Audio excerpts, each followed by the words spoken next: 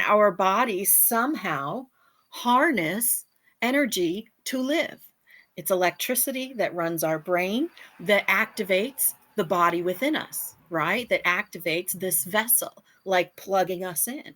And when you disconnect the energy, as in there's no more brain activity, there's no more electrical activity in the brain, then there's no more person in the vessel. Okay.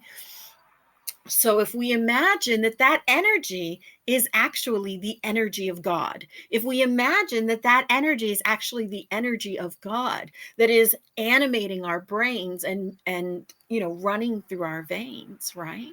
Then it's certainly understandable to start looking at things and accept that you are God in this vessel, an individualized piece of God, experiencing the world in a microcosm rather than the macrocosm as the creator, rather than from the top down, experiencing his creation, God's creation from the bottom up by its energy living and animating every living thing on our planet, on this particular planet, and perhaps on all planets, I would assume.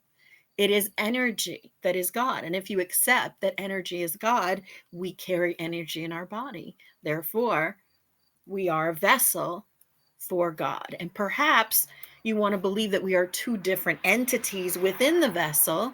We have our soul and the peace of God that we're carrying around with us.